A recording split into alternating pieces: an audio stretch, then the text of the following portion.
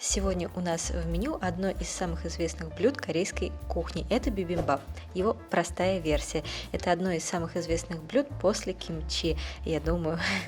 И нам нужен будет либо говяжий фарш, либо говядина. 200 грамм, это в расчете на 2 порции.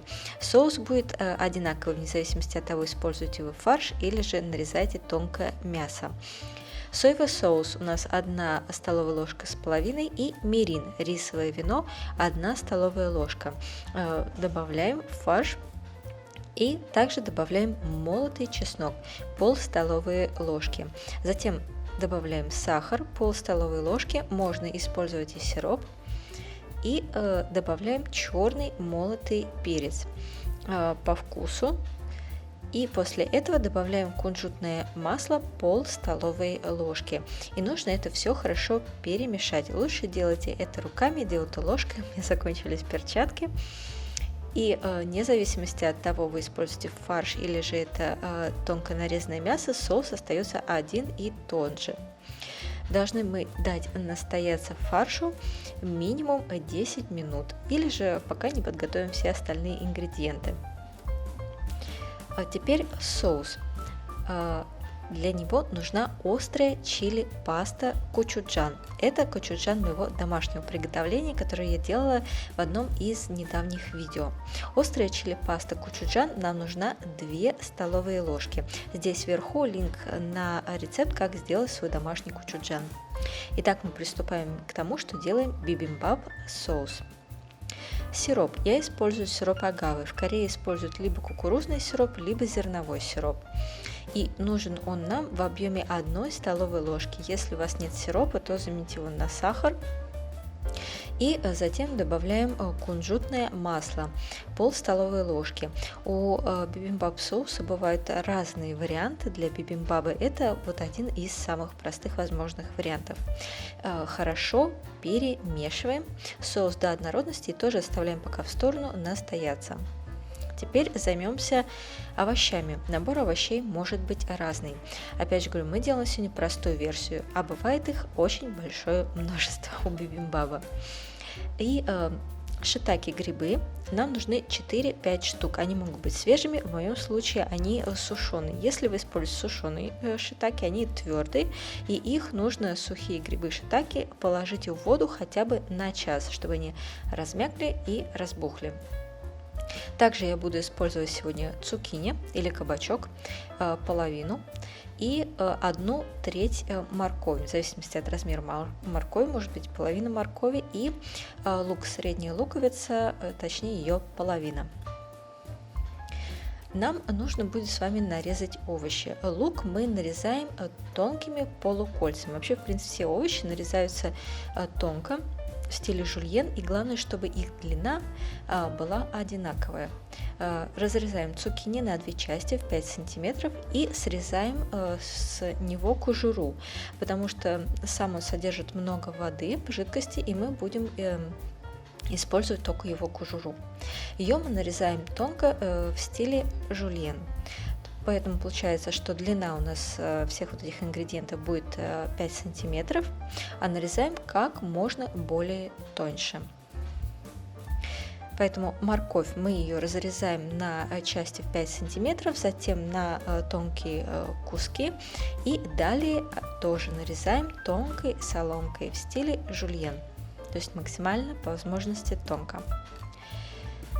По истечении 1 часа или более грибы шитаки у нас с вами размякнуты, разбухнуты, и их нужно будет после замачивания промыть в холодной воде и отжать.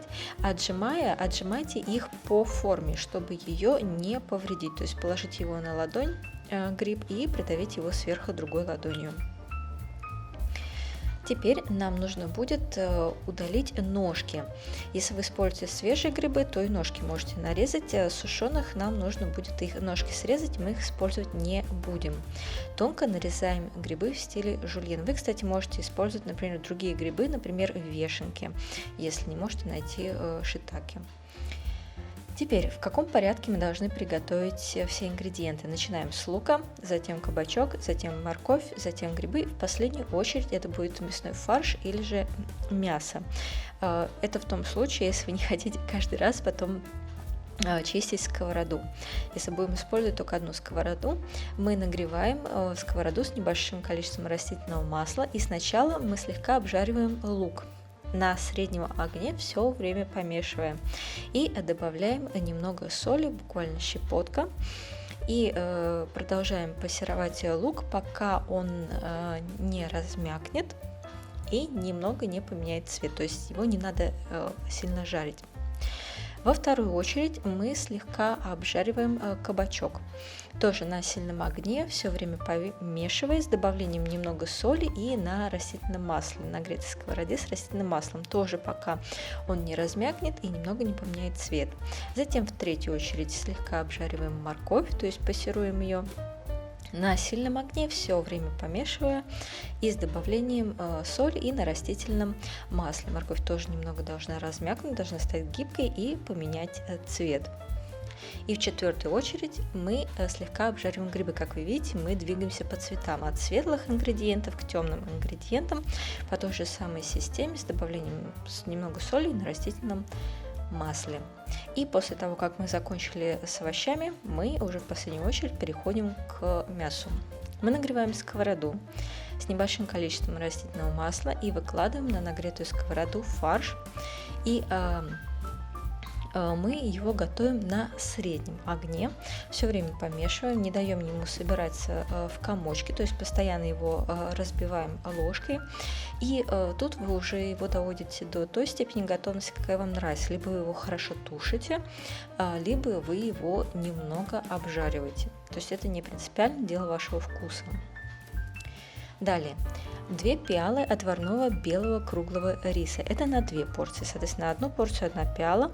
Рис должен быть теплым, но он не должен быть горячим. Мы кладем рис в глубокую тарелку и теперь делаем топпинг из ингредиентов. Сверху, по краям, в форме круга мы кладем все нами обжаренные овощи. Как их разложить? Либо по традиционной системе, которая приведена здесь, либо просто чередуя ингредиенты светлый-темный, тоже по кругу. Выложив овощи, в середину мы с вами выкладываем фарш. Весь вы его заложить, конечно же, не сможете, чтобы это было красиво и аккуратно.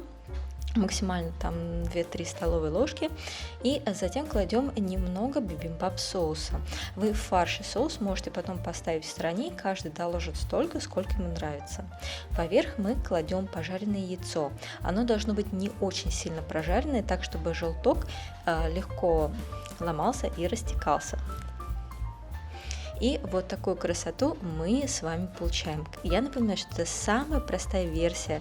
Я специально сделала ее такую, чтобы каждый мог найти все ингредиенты, при условии, конечно, наличия пасты кочуджан. Вообще могут использоваться любые сезонные овощи для топпинга. В Корее существует огромное разнообразие версий этого блюда.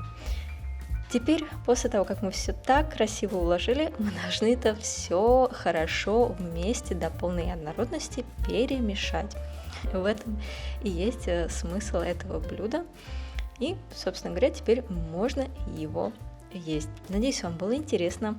Лайкайте, подписывайтесь, оставляйте комментарии и приятного вам аппетита!